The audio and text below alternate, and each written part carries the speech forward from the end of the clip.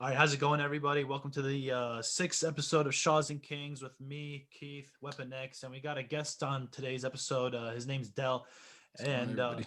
yeah, and also known as Tier One Comics on his Instagram page. What's up, man? How you doing?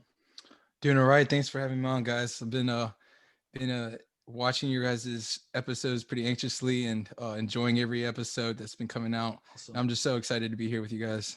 Really, Yeah, I am. we're definitely excited to have you on.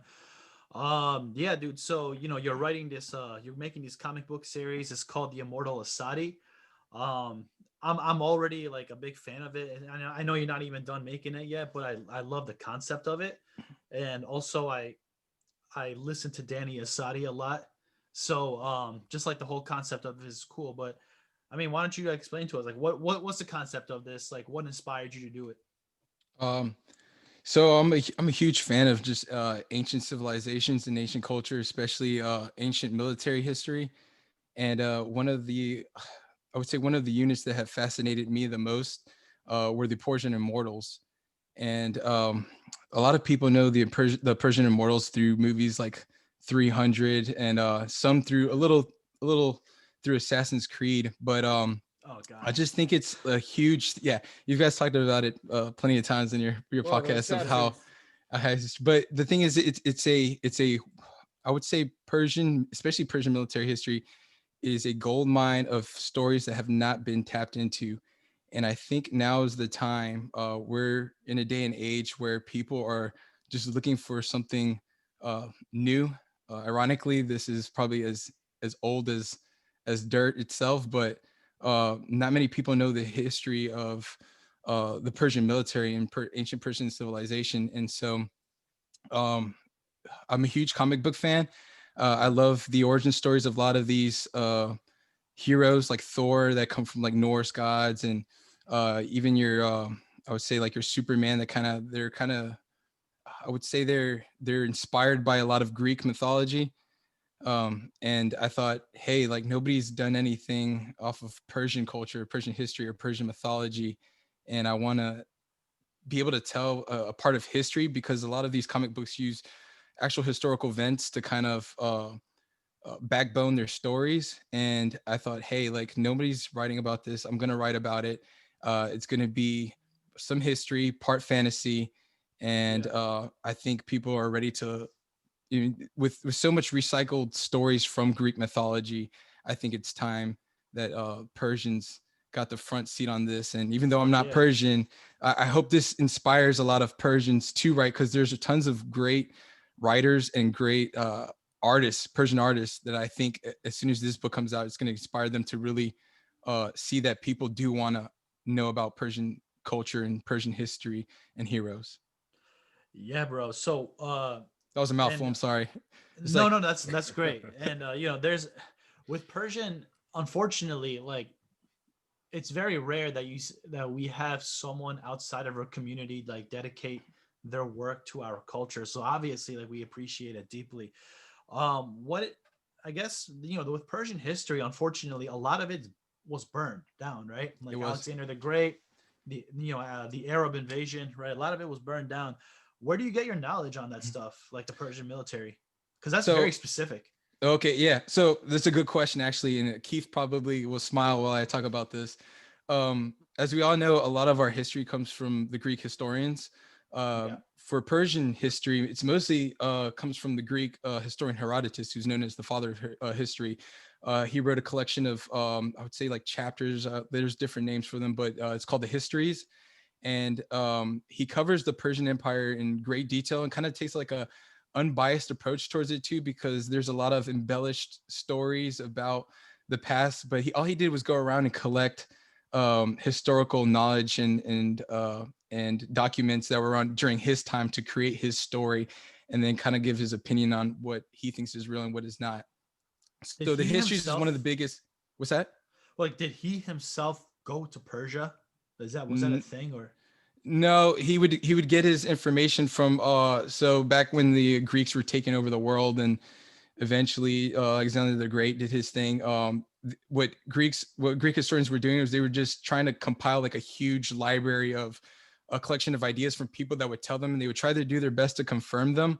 But most of Herodotus's accounts are from third-hand accounts, like second, third-hand accounts, and I guess they had their way of. There's a lot of debate within historians of how they confirm their sources, but what they'll do is they'll cross-reference them with other historians from other cultures, which is interesting because you have a lot of different takes from from the Jewish people, from the nation of Israel. You have different cross references with historians from Babylon, which the Persians took over, but the Persians themselves really don't have as solid of a account of their own history, because history was rewritten within the Persian Empire itself. So it's kind of hard to find out who to believe.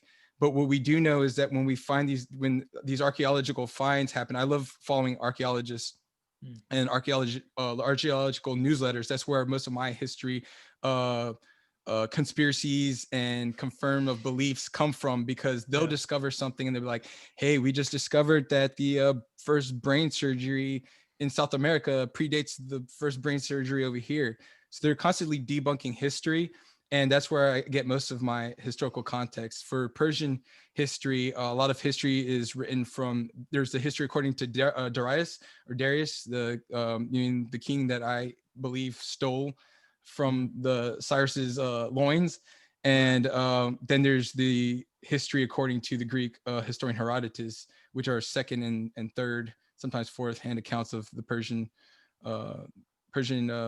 Empire. And then archaeological finds. I always think archaeological finds are the way to go because they're always proving somebody wrong. Absolutely. Yeah. Keith, you want to say something about that? Because you're a history dude. For anyone who wants like a really in-depth version of the history of the Persian Empire during like the Greco-Persian Wars and before that, I recommend Dan Carlin's Hardcore History, King of Kings. Yes. Great place. Great podcast too. Yeah. It's like each episode on it. It's like 3 hours long, but it's worth it if you're interested in it. With Herodotus, it's interesting because when you have like, you go back to like the Babylonians were very like thorough in their documentation of things that were happening, but it would be very simplistic. Then the Assyrians would say like they tried to make it themselves sound threatening. Like they'd be like, their lands I salted, their babies I crucified, and their women I stole as slaves. Like that's the entire thing you get from like them conquering a city. That's all they tell you. So like, literally, exactly how they word it. He's not even exaggerating. Greeks, it's like Herodotus. From some stuff I've heard, like he was probably some of the people who were around during the Greco-Persian War probably were listening to him talk about the histories, and like it was almost like a play at a certain point where he was performing it as like the great saga of the Greco-Roman, wars. It's a storyteller. Yeah. So he had to be like accurate enough that people who were actually there could actually have a good time while watching it. And like, so, I mean, we'll never know the Persian side necessarily because all that's gone pretty much. Yeah. And Herodotus, we kind of have to take his word for it. But, until some archaeological find debunks him. Yeah. But until then, it really is his word. Yeah. That's interesting. You say that too, because a lot of, it's funny because a lot of conquering empires destroyed a lot of historical context, but they also preserved some. The reason why we know a lot about the way the Immortals operated and the way Persian militaries operated was because whenever Alexander the Great conquered the Persian Empire, he kept a lot of the he was a collector of a bunch of like I would say military strategy. So a lot of that was preserved for like pretty much his version of the military college or military like library. And so we can historians are able to look at the way Persians flanked and then cross that with archaeological finds. And then, these type of bows were able to reach this certain distance. And because of that, there's a lot of crazy science and deduction that happens. And like, it's like smart because I know Keith's probably, if you're into like the weapons and the way people deduct things from history, especially when it comes to ancient civilizations and military history, the archaeological finds when finding artifacts, which is why I'm a huge Assassin's Creed fan, When you find these artifacts, like when it comes to the arrowheads, to the type of thread they were using for their bows, and the type of wood they were using, you can pretty much scientifically calculate the effectiveness and the type of military tactics that were used during these battles. And it's insane. That's why I love reading and watching a lot of documentaries on the Persian military history, because they really delve into that, and you're just like, oh, that's how they figured it out. I mean, nobody's like for a fact says like this is exactly what it said, but a lot of deduction comes into play when diving into Persian history. Yeah, definitely. And it's interesting real. when you look at like why the Greeks won against the Persians, Oh, I love and those. almost nobody else did who Yeah. like went up against them. And you look at like things like that you wouldn't really think about. Like the Persians are used to fighting people on the steppe who are mounted horse archers. Yes. So obviously they're going to have more archers to try to spread out, the killing field so that they can actually take people down, because otherwise they're just going to get surrounded and people shooting at them from all over the place, and they're never going to be able to fight them basically.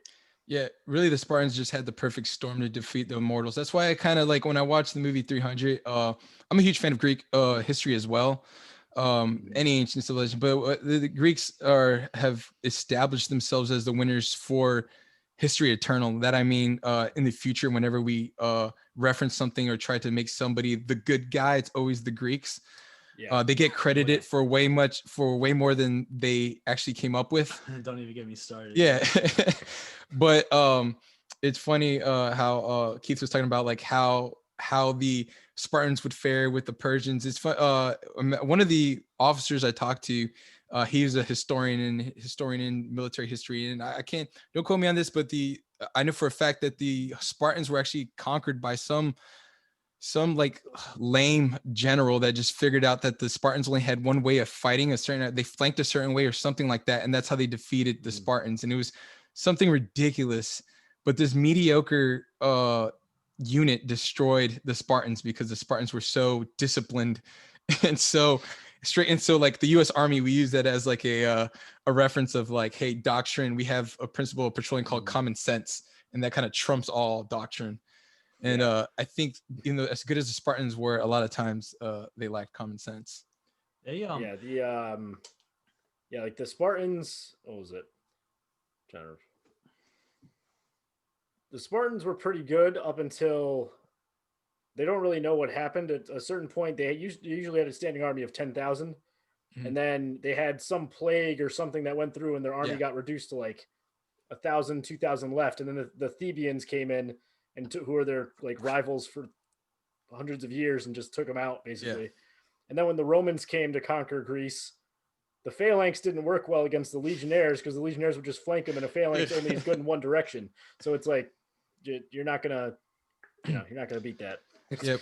But to get back to the Persian Immortals, that there's so much that the Persian Immortals, just as a military unit, had developed over a time during their stint in charge. I talked about it with my co-writer about how the way the Persian Empire was able to quell a lot of rebellions, because you don't hear about much rebellions, and they did exist during the Persian Empire, even though believe it or not, even though the Persian Empire was so tolerant and everything, there were still people in politics going on in the background where rebellions would try to quell, and the way they would quell them down is through just this hyper mythos of what an immortal is and what the unit meant. So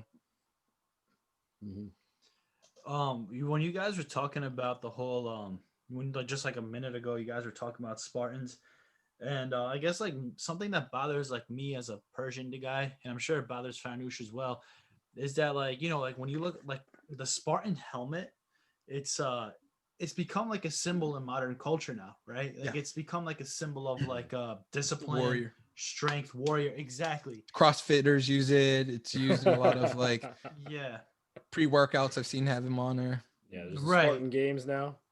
Yeah, right. Spartan games. It's basically like a symbol of a warrior, and then like it kind of just bothers me again. I mean, not discounting their courage, of course, or like how fearless some of them were, but it's just like when it comes to like, again, like like you said, there's so much that the Immortals have done and what they've contributed to military history that it's just sort of brushed under, and that it just like bothers the hell out of me. I would say so. I would say they are probably one of the they are probably their doctrine and their tactics are probably, I would say, I would dare to say, this is just me making a claim, and a lot of historians would agree with me. They are probably the foundation of special operations, special unit tactics. Pretty much, The uh, Immortals or the Spartans? no, the Immortals. Yeah, yeah. The Immortals, the Spartans, yeah, in a way. But the thing is that when the Persians were conquered, a lot of those the problem with the Spartans, like I said, there are certain doctrines and like we Keith just talked about how the Legionnaire pretty much were superior in tactics over the Spartans. Like the Spartans were good at they were kind of like there's like a toolbox, right? And they're just a knife.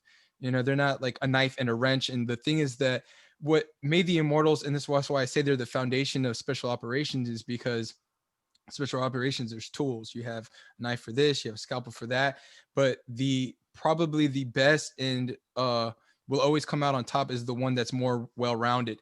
The Spartans were, and this is why I love the Immortals so much, is because they were experts at archery, that's long distance. They were experts with the spear, which is kind of like close, but you mean at a distance, hand-to-hand combat. They were excellent with the Sagirus, which is like an axe, which is very close combat. And they were also experts with their version of the Persian sword and hand-to-hand combat. So from a long distance up until you're like face to face, these guys are deadly and ruthless. So to me, it encompasses an almost all around warrior versus just that tool in the shed that's only good for one thing. I think the Spartans are not superior in the Immortals to being well-rounded warriors, or what any warrior in modern day tries to accomplish, or any other military that existed afterward. Even Alexander the Great tried to get his troops to be more well-rounded at the base level than most Greeks had in the past. So, what was it in your view that caused Alexander the Great's conquest so like successful? Like, how was he able to stop the like? Well, how was he able to defeat the Persians and then burn down Persepolis? Well, what a lot of people don't realize about Alexander the Great is he had a lot of great advisors, a lot of great military advisors that seen ish, and he actually listened to them. A lot of these great conquerors just listened to their advisors and their generals, and they just had the right team. It doesn't take one man. It's like when you think of like Cyrus the Great, right? This guy didn't just, you mean on his own, take over Mede or take over Babylon on his own. He had a lot of great guys in his ear and just had the perfect storm, a movement. Alexander the Great was not Greek; he was Macedonian, but a lot of that, like, hey, the small town guy that's trying to take over, there's kind of something that there's like a cause and a rally behind him, and when a cause and a rally behind him, usually the people that are tired of dealing with stuff like war, which are most of the more intellect military tacticians, because their whole thing is like, let's finish this war and get it over with, end up siding with the movement. That's the reason why Cyrus was able to take over the way he did, because I mean, he's just, started a movement, and just a small group of guys started gaining favor within the noblemen, with the Medians, with the Babylonians, even. It's just like the perfect storm. There has to be a movement, and then there has to be the perfect. There's a ton of, I can go into depth with the documentary, with the details, but there's tons of documentaries that show like how great Alexander the Great's advisors and generals were. And I think that's a huge. The Legionnaires are known for their great generals, and that's probably one of the biggest takes, is just military leaders. They're the backbone. Like, you have to this day, you have your NCOs, which are your like enlisted guys, that they're not the officers, but they're the ones that have seen battle, know battle, and they give you advice. And if you listen to them, you could probably win a war. Interesting stuff. The Greeks and the Macedonians also had the advantage of the Persians generally used like wicker armor and wicker shields because they were facing ranged combat more often than not. They weren't generally in close combat. The Greeks were heavy infantry and like bronze armor, and generally speaking, the arrows wouldn't even hit them a lot of times. So it wasn't a great matchup for the Persian style of fighting for the most part either. And also Alexander the Great, he actually had to pay off and like make treaties with a bunch of Yeah. the Celts in the Balkans, like north of him, before he could go conquer, because otherwise they would have just raised Macedonia. So like, His army would have been pretty much practically nothing by the time he got through there. yeah, Yeah. It's brutal. But yeah, I think that was the fall of the Persian Empire there. I just think also maybe too much diversity. It's hard to get everybody under one banner, under the same cause. There's always going to be a disenfranchised group, and they're always going to form alliances, and then eventually it just takes down even the most tolerant, most generous empires. This is how things work. All empires are doomed to eventually crash, and then a new one forms, Always. Yeah, absolutely. no Absolutely. matter how good Including, and benevolent. yeah. Um, absolutely, man. Farnoosh, you've been quiet, man. Well, I'm actually interested to see delve more into the direction that the comic is going to be going into. Mm. Hmm. All right, so How this all ties in with yeah. So what on the you surface created. level, yeah. No, that's a good one for Nish. No, you want to keep on adding before I. No, please go ahead. All right, I'm so eager to hear. on the surface level, it's all cool. Like, well, cool. There's finally a story with Persian immortals and this and Right. stuff like that. But this is also a sensitive topic, especially for me because I follow like the state of like the Persian as a people very closely. I have a lot of friends that are Persians, and I kind of like hear what's going on with them. And also being in the military myself is one of those things where it's like um, we really serve the people. And the Immortal Asadi as a character, he really serves the people. He's indifferent towards the politics and all this stuff, and he's just doing his duty. You know what I mean? Like people might say like, oh, military members are like our pawns and stuff, but the thing is that like with or without, no matter who's in charge, it's a profession. Being a warrior is a profession. We don't decide who is in charge of us or when they're charged. We serve the populace. We serve the people. We serve the people in charge of us, no matter who it is. And the thing is that you just can't leave. And then when the leader you like shows up, you show back up because it's a I would say not government, but it's led by whoever's in charge. So that being said, the Immortal Asadi, he's this character in this unit. I mean, this elite unit that serves the king. They were known as the king's bodyguards. And until a certain point in time. What time period? So this is a Achaemenid period.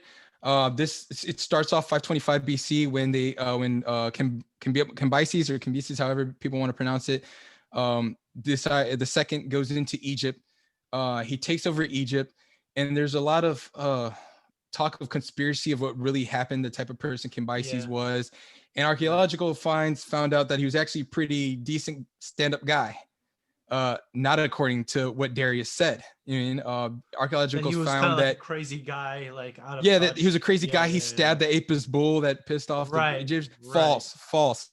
Archaeological finds show that he actually built them a temple, and there's actually a find of him worshiping the Apis bull.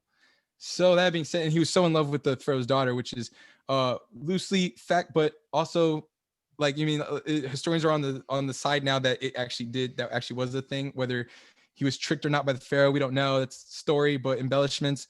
But there was a pharaoh's daughter. He did marry, and he built a temple for this bull. Those are facts, and archaeologists have discovered that. And so I was like, this is interesting. This is make a good story. So going back to Immortal Asadi, he serves the king. He's loyal to the king. He's loyal to his people. The kings at that time, Cyrus, Cambyses, Bardia, they're all loyal to their people. I think sometime between Darius and Xerxes II, it kind of started changing, and then these Persian kings started developing this god complex. And it usually happens with every kingdom where they start developing this god complex until the point where the last Persian king had a god complex. Even though he was benevolent, he was tolerant, he still had this kind of god complex that kind of destroyed what the Persian Empire started off as. A bunch of guys that just wanted to be, basically like libertarians of the past, where they were just like, dude, like we just want people to live the way let's stay out of their thing. Like you pitch in to help out the nation as a whole. And so Asadi is like kind of for that, because this is the origin story of the Persian Empire. Cyrus is the origin story, but I think it took a shift during Cambyses and Bardia, his brothers, period. And so Asadi he's stuck in this part where it's like, all right, spoiler alert, Bardia, I mean, it's history. Bardia gets killed by supposedly his brother. Cambyses gets killed, and then Darius becomes king. How? Right. The only reference we have to how that happened was Darius's accounts, which is complete BS to me. You want to tell me that there's a mage that looked just like Bardia, sounded like Bardia, and nobody noticed because he covered his ears. And then the way Darius became king was because he had to stick his horse, the guy that takes care of his horse, stick his hand into the genitals of his horse's favorite horse, and then put it up to the horse's Darius's horse's face. And when he neighed during sunset, that made Darius king. Like, that's history according to Darius. Literally, Darius is saying this is what happened. Like, I don't buy it. You know what I mean? And now we're discovering Cambyses wasn't a jerk. He was actually raised well by his father Cyrus, and Cyrus actually co-ruled the kingdom with because he knew this was going to happen. He made Cambyses, his son, the king while he was king, and when he was killed, Cambyses just took after what his father wanted to do. He said the next threat is Egypt. And so the Immortal Asadi is discovering this. He's the person that actually knows history, actually how it went. Now, this isn't history actually how it went, but this is how I think, and I'm creating a fantasy based off of archaeological finds. And I think it's just a huge conspiracy, and conspiracies make for a good story, especially people who like National Treasure or The Mummy or all these things that use actual. Yeah, go ahead. Yeah, it really it does remind me of Assassin's Creed a lot because it's historical fiction. And I don't know if you played the third one with the American Revolution. I did. But, you're playing as like this guy, like this native Indian, Connor. And it's just like history for what it really is. And like the history that we're taught in schools is like a very nationalist, romanticized version of American history where like George Washington and Thomas Jefferson, Samuel Adams, these people are basically like gods, right? Like that's basically like how they teach us in schools. And I don't know, then like you play through Connor's story and you realize that these men are just as flawed, and they're just as power hungry, and they also make pretty stupid decisions in battle and war, and they're really not as great as like we read in our textbooks, right? And then the way you described the Asadi character, he seems like he's kind of like that. He's kind of like an individual freedom fighter, and like he's not really doing it for the king, but he's in a way he's an assassin, like in a way, like he has like the same ideals, and he's not serving any side. He just wants, his main motive is just he believes his king is doing it for the people, and that's why he protects his king. And in Cambyses, and I believe Cambyses adopted his father's take, and Cambyses, I believe, actually had a good relationship with his brother. And there's a historical argument whether Bardia, there was a long, I think a 2 year or 1 year, around 1 year to 2 year rebellion that Bardia led against Darius before Darius actually, it took Darius a while to convince people that Bardia was actually like an imposter that looked like the brother Bardia, and that Cambyses killed his brother. It took a while, and Bardia actually led a pretty successful, almost successful king. Yeah, it was a coup. And don't quote me as fact, but that's where a lot of facts are leading to. That's where a lot of the dust is. And for Nish to answer your question a little bit more in depth, the Immortal Asadi is about the state of the union. So what is being immortal, right? Does it necessarily mean like you can't die? Because whenever I see comic books create immortal characters, it's like, well, is he immortal? He has weaknesses. So this character, the Immortal Asadi, I don't want to give too much away, but he's only as strong as the Persian Empire is, the Persian people. And what I really love about Persian culture is it's an ancient culture that still is pretty strong till today. There's an ethnic group that still like has like their history like intact, even though we're in modern day, and they still kind of they don't follow it to the T, but they know it exists, and they know it's there. From like the Ahura Mazda to the Vesta to, I would say, more the Shahnameh, the Ferdowsi poems. Like you see like Persians will kind of like, yeah, that's like how our ancestors, or that's how Cyrus was. It's like you guys are still like, it's Persian. Like who was it that was talking about how I think it was you, you were talking about how, I think, Assyrians versus Syrians, like how alive is the actual Assyrian culture today? Like, do they have a nation? Do they exist? And I think that's what's special about the Persian people, is that they still exist in an era where like it's called a different country. It's called Iran now, they still Well, exist as I people. mean, it's always kind of been called Iran. It's just to Right. outsiders and To outsiders. whatnot, it was always known as Persia. Amongst ourselves, never exactly. called Persia. But to go back into depth, what I want to go know regarding regarding the comic is you did mention that you know Asadi is an immortal. He is a soldier, and a soldier serves his king, serves his nation, serves his people. But at times, um, I'm pretty sure during the shift as history transpires and all these conspiracies take place, so to speak, that he's got his personal views on it as well. Are we gonna see that interesting dynamic with Yeah. character So shifts and Farnoosh. dilemmas? So Farnoosh, whose side do you think he's gonna take? Is he gonna take Darius's side? Is he gonna stay like does he think Bardia has a chance? Does he lead his own thing? Like who's next in charge? Who's around in this time and period when all this was happening?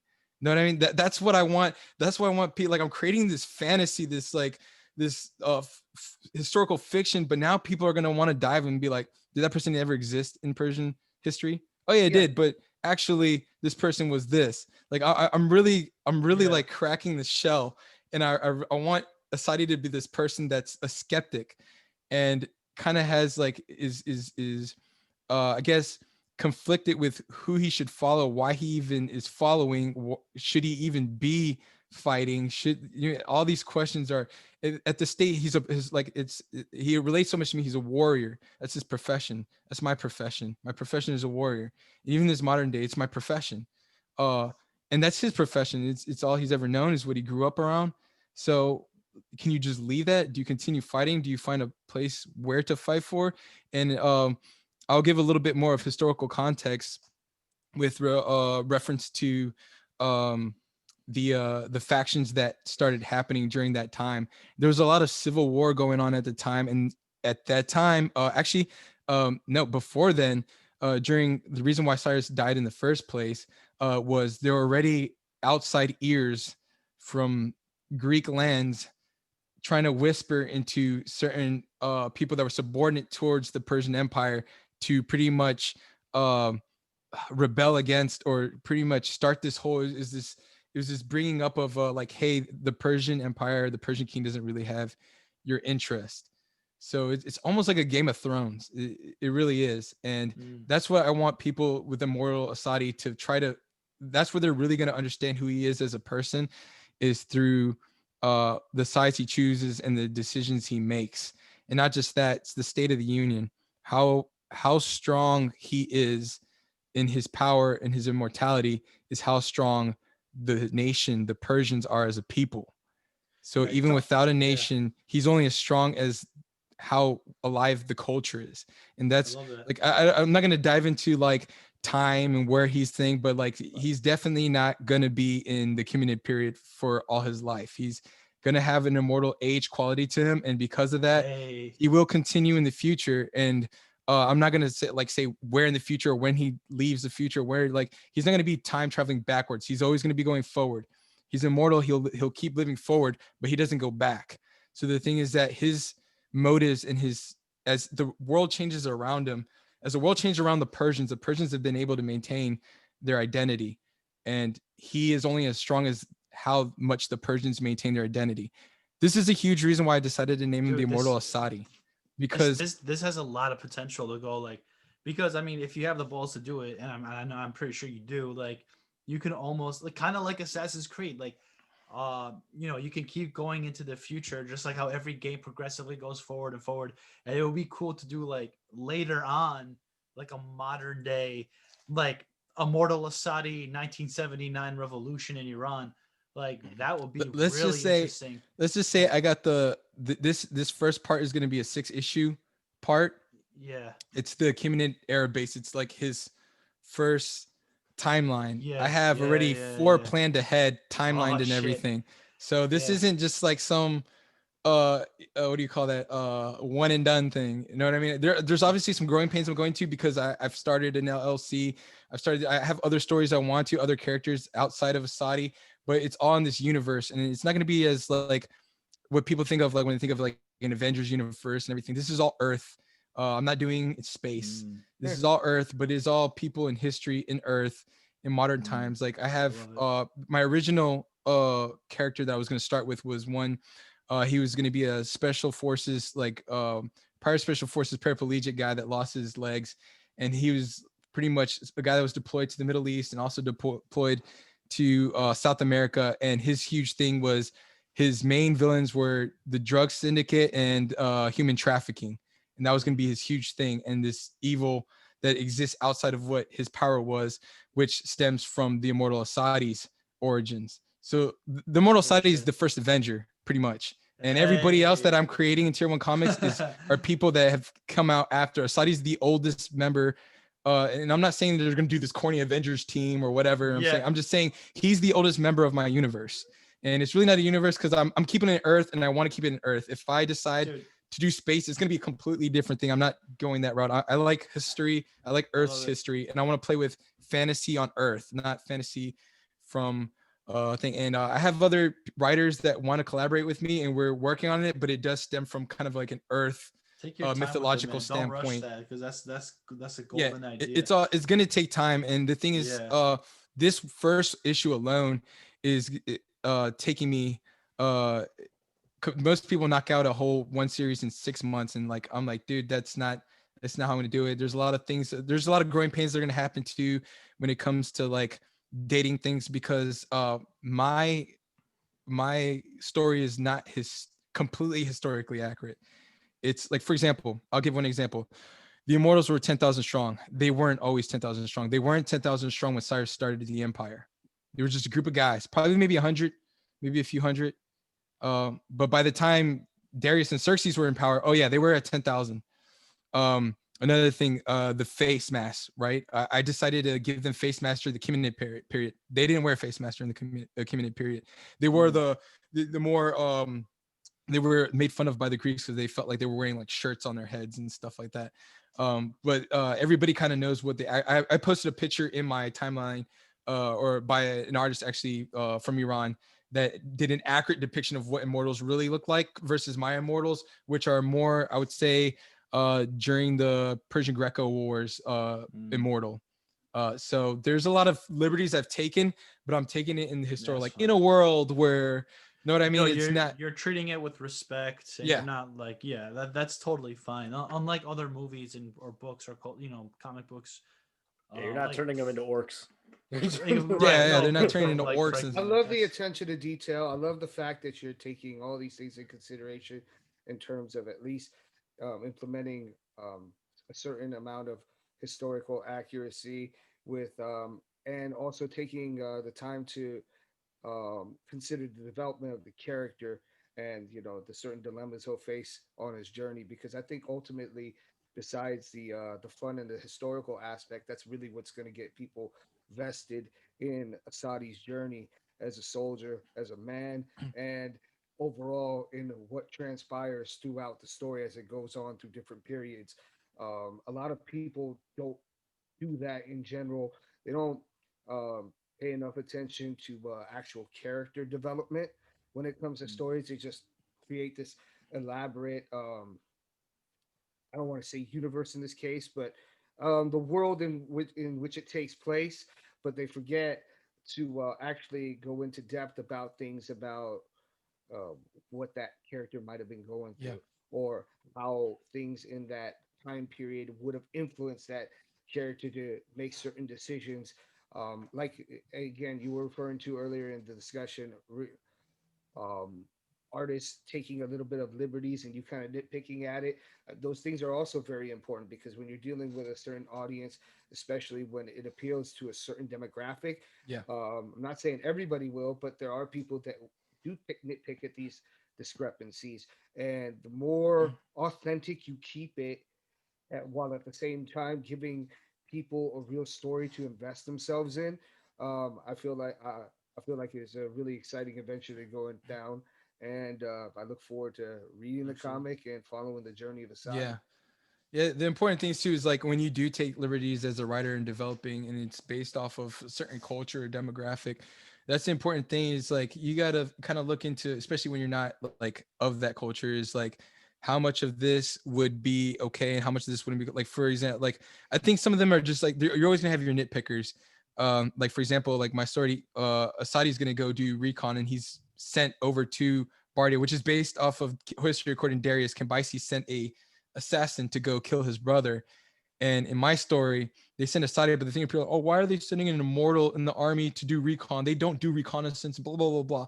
I was like, it shows how little you know about the actual immortals and what, like, they weren't just all like, a lot of people believe that immortals were just always immortals. Like a lot of the times there were, especially in the early times of the empire, a lot of them were selected. You know what I mean? And so they had professions before they even went into the immortal army. It wasn't until they became more organized as a unit and were able to develop a doctrine and I would call it a selection process, that they were actually able to, like, all right, we've established ourselves as like an army. Let's start organizing our units, let's start organizing jobs and what your tasks are. As I mean, but before then it was a bunch of ruffians. Know what I mean? It was just Cyrus and his boys like rolling through. You mean taking over the place? And they're like, all right, we need to get organized because we're actually gaining ground and we're gaining numbers. And the more numbers you get in the military, the more you have to organize. And that's when they decide, all right, we're going to organize the Immortal to be our special unit, and they're going to be able to do this, this, and that. So the Immortal Asadi, he's back then Immortals, and that's where I'm like, hey, dude, this is historical fiction as well. So I'm actually basing this historical fictional part off of some historical fact, actually. So there could be a guy that did this, and little things like that people nitpick that I really want to delve into. That I decided, like, hey, I'm going to take liberties in doing this, and if somebody confronts me, I'll be able to easily refute it. I think the biggest thing is too. Yeah, I think all people care, because look, they do that with Greeks all the time. That's the thing I'm doing when I'm entering Zahak into this into the equation, right? So Zahak, I hate to spoil that. So Asadi's gonna fight this character called Emertiguar. I don't know if I'm pronouncing it right, but it's the Manticore. The Manticore actually comes from Indo-Persian. It has an Indo-Persian background. It wasn't a lion's face. It used to be an old person's face. It used to hide in the reeds, and it'd have a scorpion tail. It had crimson body. And so Asadi's going to confront this like behemoth of an animal or creature in the book on his way to do something. And I'm going to make this whole thing, this whole dialogue between the two. And I'm really like taking it back to like, hey, this is like in a historical context, but dude, remember, this is fantasy. There was no real man-eater, right. But like, he's throwing spears at like mythological creatures. Like, to a certain extent, you're gonna have to accept the fantasy of it all, right? Because people do that with Zeus all the time. They make up their own story of Zeus and their own story. That's necessary, in my opinion. Yeah. No, like because I do that in Greek mythology too. I mean, like all the Norse time. mythology, everything there is. I'm really excited for this because, again, like in American and not Western pop culture, you have people not worshiping, but like everyone knows about the Greek gods, everyone knows about the Roman gods, everyone knows who Thor is. They dress up like them for Halloween.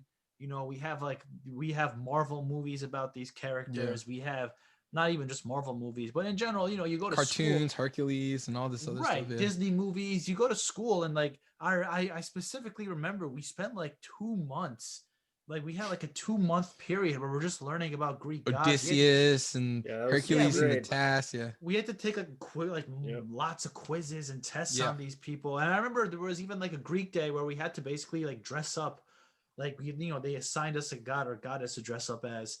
And did you have to do the parade thing, Shaheen? Like where we went, like you dressed up as the god and we went through the school, right? Did you have to do that, or was that just my team? I had to dress up as Poseidon and like take a tour through the whole school. Honestly, dude, now that you remember what you tried it and just yeah, I sure did in college. That. I remember people walking around in togas there. Yeah, no, I remember. I was fucking. I was Hermes.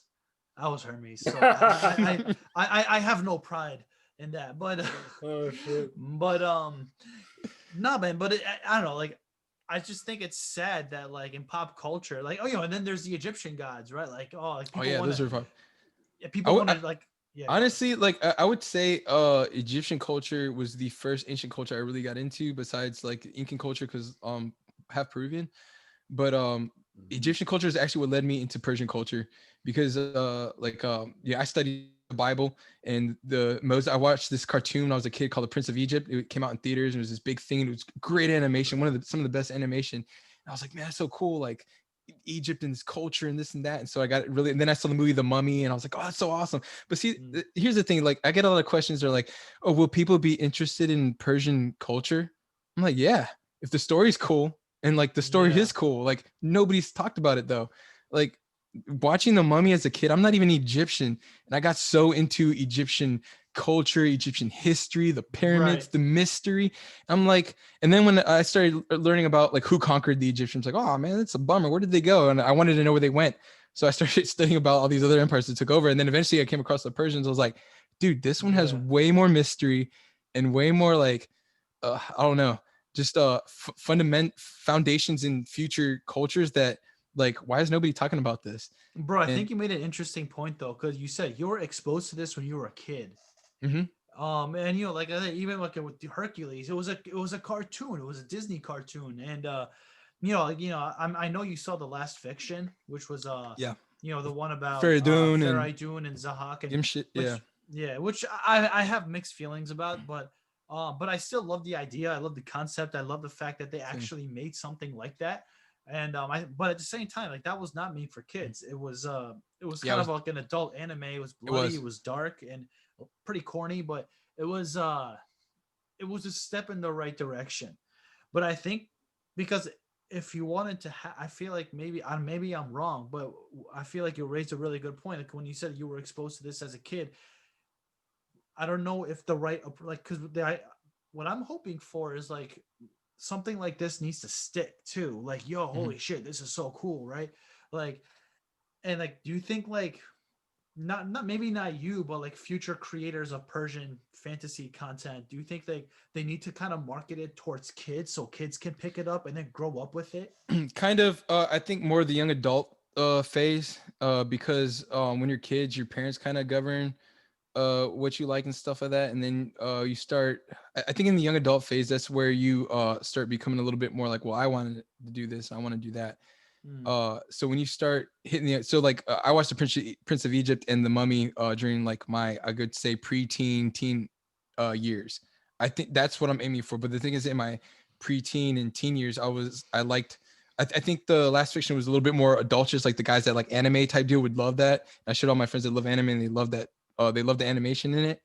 But if you target like the Mummy is kind of a scary kind of kid movie, I guess, a family mm, movie, mm. but it still wasn't afraid to show some dude getting sucked in and looking like a corpse at the end. Know what I mean? So Yeah. there needs to be some touch of, yeah, he I mean feel like it has mature to have two Oh things. yeah. audiences. I feel like two things need to happen. With it needs to have appeal, number one, Yeah. and it has to do with the presentation. Because I compare Presentation. this, okay, if you look at it from the form of hip hop, right? Hmm. There were white rappers before Eminem, right? Oh yeah, We had, but we all remember that bomb that is known as Vanilla Ice. yeah, Vanilla Ice presentation sucked. They found out he was a fraud, and it took years to recover from that before we got a guy like Eminem with an yeah. official stamp where everybody started saying, okay, now it's cool to be white in the rap and all that. And I'm not saying that that's everything that has to do with it, but my bringing it back to the comic, Yeah. if you present it in a way that it both has appeal, it's like, whoa, these are cool stories.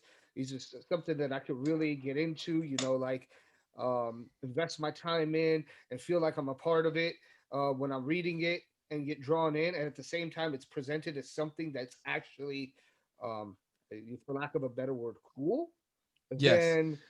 Then people will, yes, people will be drawn to it because the next guy's going to see that and go like, well, okay, he did that. Let me see how I can pick up this story or a different part of this time period, do it a whole lot better, and start to build upon it. I mean, they did it the same way with the Marvel universe. Yeah. They say it all the time. If Iron Man had not been successful, we Nothing. would not Nothing else would have have followed. nothing else would have fallen Right. into place. Iron Man was dope. I mean, it wasn't the dopest Marvel movie, but when it dropped, it was really, really dope. And quite frankly, I know that Iron Man had its fair share of followers and devoted fans to the character, but Barely. as a whole, A lot of people didn't know who the hell Iron Man was that didn't read comics. Now all of a sudden you got this guy, his story's cool, the character's cool, and then you want to know who else he's involved with. So then you go into this Oh, did we lose him? Avengers in the multiverse. Yeah. I think something like the Immortal Asadi or anything that follows with a dope representation can do just that. If you start getting a follow where people have that real appeal and say, okay, yeah, this is the shit that we want to read. We want to now know more about this time period, more about these stories. Man. Other people will pick up on it, and then it'll be a part of, for lack of a better word, pop culture, something that people will want to actually invest their time in and say, yo, I want more of this. Give me more. This is dope. So this is my biggest complaint. My biggest complaint with inclusivity in comics and in the entertainment industry. This is my biggest complaint. Like, for example, you're talking about Iron Man. I read comic books. I was in and out of comic book stores, but Iron Man, I could care less for Iron Man. But then I saw the movie. It didn't really encourage me to read the comics because the comics kind of just based off the movie. But I actually thought Iron Man was pretty cool. I thought the movie was cool. I thought his attitude, everything. I was just like, wow, like this is cool. I want to watch the next one. And he became one of the more popular Avengers. Captain America, one of the most like retarded looking superheroes in the Avengers, and they just did a great job on the movie, the story, the pacing. They made it a guy with a shield and little wing thing. They organized it in a way to where it actually looked cool. And my favorite Avenger movie is not an Avenger movie. Like Civil War is not an Avenger movie, but that's my favorite one. Know what I mean? And so my biggest complaint with, like, especially when they try to, like, I saw was it Vampires in Brooklyn? I know Vampires versus the Bronx on Netflix. And so I'm Dominican, right? And it's like, I feel like, so there's a lot of Dominicans in the Bronx, right? And so they're trying to like show how Dominicans are. And it's just this corny, like, oh yeah, that's Dominican. Yeah, see, that's what we do. Oh yeah, we do that too. And like, oh, they just so like corny. It almost makes us look comical. We are comical people, but it's just so forced for people to try to feel the Dominican in it.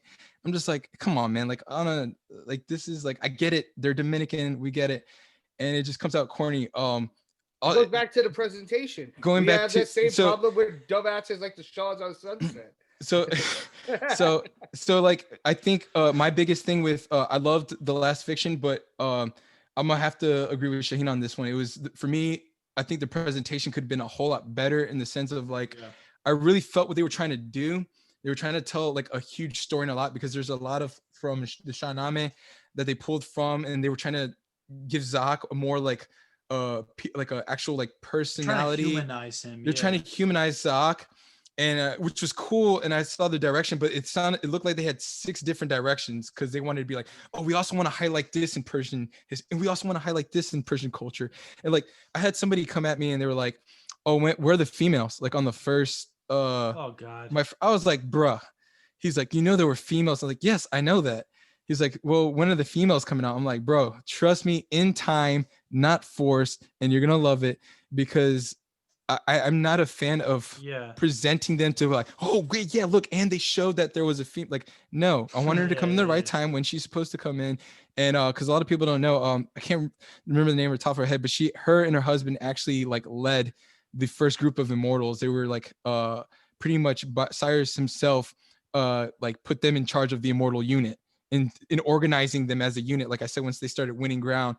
And she was actually like, and this is another mythology, and some of it has been confirmed as fact, that she actually went in battle with them, and she was so beautiful that she had to put a mask on because the dudes couldn't, like, and she was fierce in battle, and she was also, so I'm like, dude, I know that, trust me, I'm gonna do it, but I'm not force feeding it down people. So like, it's gotta be done properly. That's because when people read my comic, they're gonna be like, he's trying to show this, and he's trying to show that, and he's trying to show, like, I'm not gonna answer everybody's question right away. Yeah, everything is time and place, and I'm totally on board with you on that too, because again, the whole reason you're talking about that in your aspect of presentation on that end is why Captain Marvel is my least favorite Avengers movie. Because I thought that was forced on us with corny, a certain agenda, and that was made to be corny. But that's, again, like, it's what you present, how you present it, and it all ties back. But your concern and the cons with presenting something that may not necessarily fit in the right scheme of things, just because you want to appease or a fan base, that's not. I'm not down with that. No. Yeah. the important thing is like, and it's all gonna, and that's the biggest thing. I'm more focused on developing the Immortal Asadi as a character, to where, like you said, like I believe when people ask me would people be interested in Persian story, I'm like, oh yeah, like I'm not even Egyptian and I was into the Mummy. Why? Because it was just it brought in all the concepts of like Egyptian mythology and the wonder and the history and the archaeology behind it in such a great pace that I stayed there for the next 4 that they made. You know what I mean? Pirate culture, the Pirates of the Caribbean. It's fantasy slash, you mean historical fiction. We stick around for Jack Sparrow because Jack Sparrow is such a great character and well developed, Yeah. that through each one you're learning. That's what you need to do. You just need to make people like love the character Yeah. first. I'm kind of Right. curious. I mean, without spoiling too much, like, because in a lot of these like cool comic books or these movies, like, it's like, especially with the character description you gave me of Asadi, where he's more of like an individualist and he does this kind of like his own thing. A lot of these like characters, they're more like quiet, reserved, they're grounded. And I can't, like, for example, Altair from the first Assassin's Creed game, right? Yeah. Like he Altair. didn't have like the flashy charisma that Ezio did in the second game. Like he was Yeah. more just like quiet. I get the shit done, and just is Asadi kind of similar to that, or is he like charismatic, or?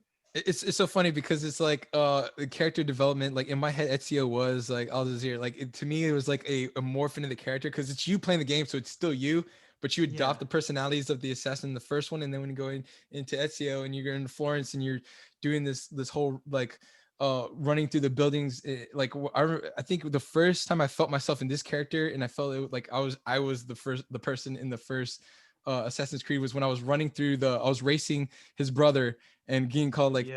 La Tortuga, and you're like really getting into the story Yeah. and everything. And then now, like, I've been in love with this character more than I was the last one. The Immortal Asadi, I think people grow as people. So I'll go ahead and give away. The Immortal Asadi is more a reserved character, kind of like keeping his opinions to himself, while everybody around him has opinions. Everybody has opinions. Everybody thinks this. Everybody thinks that. Everybody thinks this is everything. He's more reserved, but then he makes decisions, and that's where you really find out his character on the decisions he makes, the people he has as friends, like the one person or a few people that he has as friend, his horse. Uh, uh, and then as we progress in my timelines, I have him more as like, So he's there's like gonna an develop element to a of mystery person to where him. you as a reader have grown with him to, you're like, oh yeah, he wasn't always like that though. You mean this thing happened to him, and then he's changed as a person. Because there's always like this fundamental of who a person is, and eventually it changes because times change. And since Asadi is going to be sticking around for a while, he's going to change his personalities and his attitudes, and he'll learn through people he comes across. And I think that's the biggest thing is he's going to be this character that him himself, his core, he knows he's good, and then he's going to pick and choose what type of characteristics he's going to have from people he meets along the way. Okay. No, I asked that because the actual person, Danny Asadi, now obviously like you know him very well, but like his videos, like like when he does this thing where like he presents himself as a very like mysterious figure, like he kind of just looks directly at the camera without saying a single word and just goes like boom boom boom boom boom, and like He's like that and in like real life, man. and like yeah, and like I have no idea, like I mean I think it's cool as hell, like it's yeah, but like I was He, wondering if any of that's like inspired by like him yes, as a human being. it Yeah. is, because he is a reserve player. Like I was in class with him. I went to Full Sail with him, and he brought his machine into class, and he's just sitting there, and he's like really not trying to flash it. He just brings it in because he's always practicing. He's always practicing. And then we just started talking about Persian culture and Wait, everything. And hold up. Are you the dude in those videos, by the way? He's like always be practicing. Is that you? no, that's, I mean, that's one of his other buddies. Like, there's probably no Okay. videos. The only thing of like me and Saudi will ever find line is that we did a song together back in the day called Mio Euphoria. And that was cool. like the Asadi origins. Oh, But cool. no, yeah, he's like that in real life. He's just one of the I think he was kind of in the beginning. I don't want to speak for Asadi, but Right. this is how I saw him in the beginning. He's just like a quiet, chill, reserved guy. But then when you put him by a machine, he's like really into it. He plays with it. He's very playful with it. He would do these little performances around in Orlando, and he'd be looking at you doing like that. I mean, that's just him. And it's like, Yeah, it's yeah, so natural for him to do it in person. But like, I've seen him grow more. He's become more social, more, I don't know, open as a person, because the more people he meets and the more people with different ideas and things, he starts talking to different people, hippies, liberals, conservatives. He starts talking to all these people, and he's like a sponge. And that's what I like about him. That's why he's super easy to get along. And that's what kind of I wanted in this character. The huge reason too of naming this character the Immortal Asadi is because I saw in Asadi that uh, the going back to presentation where Farnoosh was talking about, this isn't the first time somebody's tried to mix Middle Eastern sounds with hip hop or trap. But every time they do it, it's just like so corny and so forced, and it's just yeah, maybe like a 4-second loop, and or they just take a sample. But Asadi's like, he does this thing where it's like, I feel yeah. like this could have played in ancient Persian times, That's and what I people love would have about his music. people back then would have recognized it. You know what I Yeah, mean? And like in fast forward in modern day times, we're listening to his trap music, but it's yeah, just so classical. It has the instruments in it. It has the Persian sitar. It has the yeah, I called it the pizza box. It's called it's this huge thing that he always has all these instruments he plays. The santur. He plays all yeah. these instruments, and he incorporates it into his music, and he's Trap. so well versed Yeah, in Persian culture. So I was like, yeah, I'm gonna make a character, the Immortal Asadi, that embodies the Persian state of its culture throughout history. And he's gonna have this name because I think there's this is an observation from the outside. There's a lot of Persians that have Arabic names, right? It's like, at what point do you hate your name to where you don't recognize it's still who you are? And I don't know if that's a little too personal. I'm getting too deep in it, but the thing is that in history, there's Persians with Arabic names, and there's important people in Persian culture. You mean going from those martyrs, some of the martyrs, you mean, that have Arabic names? It's like these people still represent Persian people, and they wear it proudly. And yeah. that's something that some growing pain that the Immortal Asadi, which like we'll figure out like why people are calling him that, or if they even calling him that during that time, why that's his name. Yeah. No, and we're all definitely excited to read that, man. Good shit. Good shit. No, I definitely love his music too. And like every time Keith lives across from me, so like we'll go somewhere, and if there's something, if there's anything playing in my car, oftentimes it is Asadi. And like something that I love about it is just like it brings you to this mysterious era that most people don't know about, right? And I feel like it really just brings that ancient culture to life. It's cinematic. You feel like it's from a Yeah, movie. That's the reason why when I told him my idea for this story, and I was like, hey man, I want to name him Asadi. Here's my reasons. He was like, dude, let me do a theme song for him. I was like, the bro, Immortal Asadi like song. I kind That's a of dope like didn't song. want to ask you. I wanted to ask you. I was hoping you'd say it, but I'm glad you said it. Yes, can you please? He's like, dude, we're gonna do like, you're gonna launch this campaign, and I'm gonna like put little snippets out there of it coming soon, and then people won't know what's going on. We're gonna promote the song heavily in the beginning, kind of Cool. alluding that there's actually a campaign running for it on the side. And once the song starts trending, then we're gonna start directing people towards the story. And so me and him collaborated together, worked with the release and everything. The cover art was done by my artist Nick as well, Mm, for the Immortal Asadi. The he wanted to drive home that the song was made for this character that's going to be telling a story of the ancient Persian, you know, the ancient Persian immortals. And it every time I listen to his song, when I listen to Caspian, right? Uh, yeah, so Asadi's horse named Shadis, right, which is an actual fictional character within Persian folklore.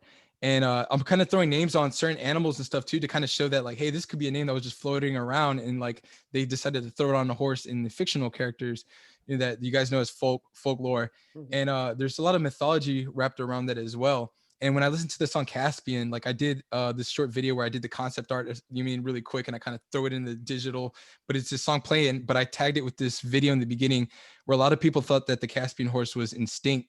And listening to Sadi's song kind of like made me do the research on the horse. And I was like, oh, I'm definitely adding this as a character in the book, because awesome. it represents something that people thought in Persian culture was dead, but it's as old as King Cyrus, who used these horses that were like, you mean, well known in it. I just think like his music embodies, all his songs like embody some part in my story. And he's talked about, he said it a few times in some of our interviews, that he's going to create theme songs for each character. Like Zahak's going to have his own theme song.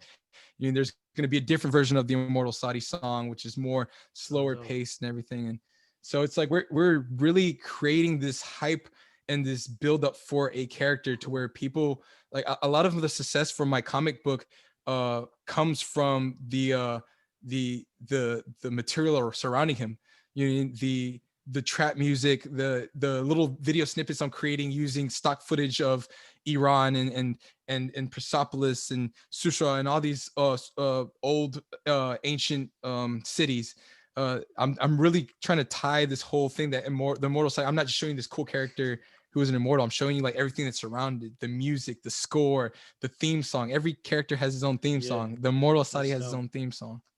Well, you're definitely doing a great job promoting it, and like I said, man, I'm definitely planning on buying all the issues when they come out. I'm really excited about it, and obviously, as an Iranian dude, and I'm sure Fanush, we feel the same way. Like we obviously endorse this. This is obviously a dope idea, and hopefully, maybe one day it could be like a movie or some shit, or like a Netflix series, The Immortal Asadi.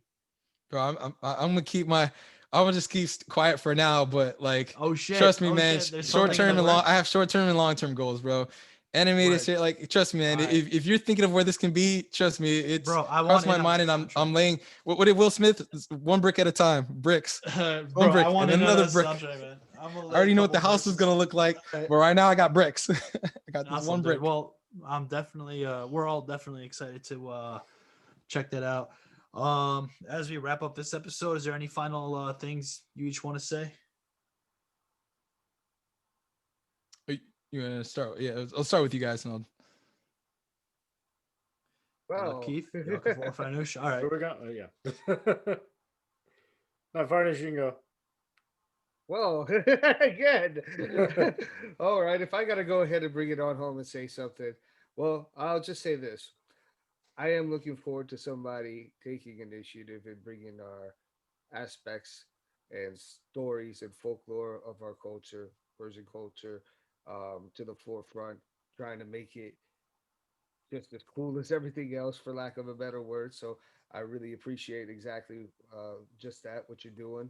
Um, Looking forward to the comics and reading the stories, and I'll definitely be doing my part to promote it as well. I'm sure Shaheen will be doing it as well as Keith, because I mean, at the end of the day, regardless of this being a story about the Persian Immortals, it's still a dope story in general. So um, anything that has to do with creative art that is interesting and intriguing, I'm all for. So I wish you the best of luck to this rather, and I look forward to following the journey moving forward.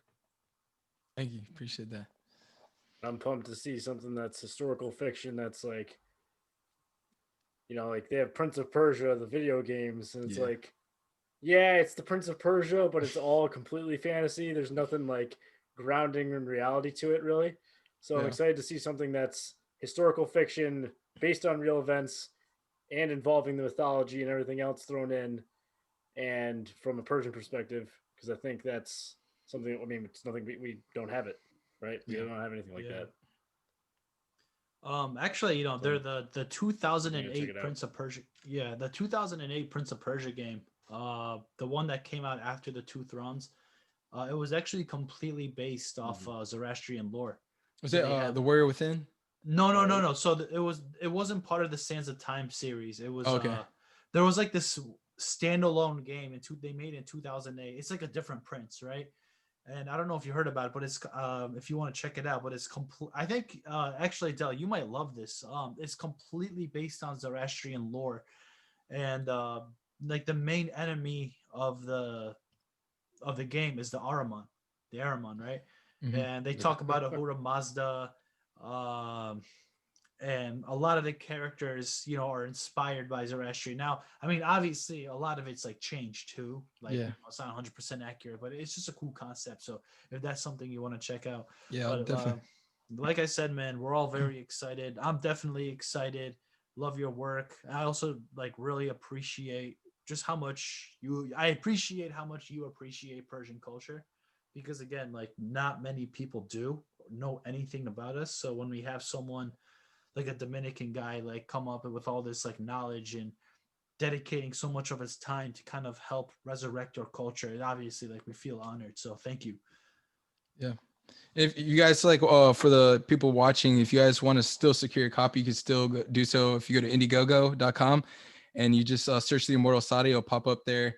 And we have a few tiers. I kind of feel bad for the people that live overseas because it's just shipping is ridiculous, and it's like they're paying more for shipping than they are for actually the book in itself is like really expensive to make comic books. I didn't know that until I started getting into this. But I do have the digital copy available for those people that like don't want to pay for that shipping, and if they like it and they want to go ahead and get a physical copy, they can do that as well. And also because of the traction I've been getting, there is a possibility of translating into Persian Farsi as well, as I got like a lot of people that are like want to translate it for free, and I do the lettering myself, so it's nothing but a thing for me to get their text and throw it on there and resend it in the digital copy in Persian Farsi.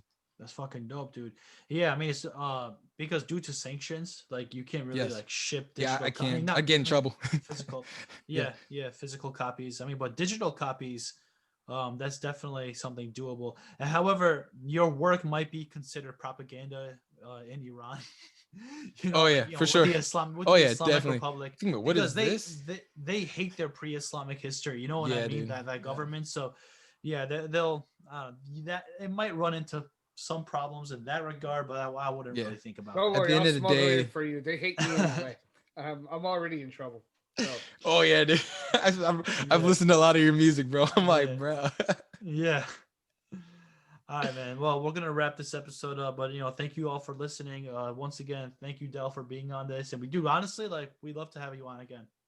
All right. Because hopefully after everything's wrapped up, man, I'll be more than happy to come in and talk shoot it with you guys again. You're still historically our first male guest, so. Yes. Oh snap! I'm making history. Yes, this is history. You were only beat out by a feminist. That's all. We were just. Bro, that's a hard tail to chase, man. Joking. It was like. Hey, I'm sorry. No disrespect to Jazz or anything. It was just a joke. You're canceled, man. You're canceled. The feminists are canceling me now. I'm done. It's over. I just lost my fan base. Dude, I'm sure next episode will be on Menonism. It's going to be great. Yeah. All right, guys. Well, thanks for tuning in, and we'll see you next week. All right. Peace out. All right. Peace out.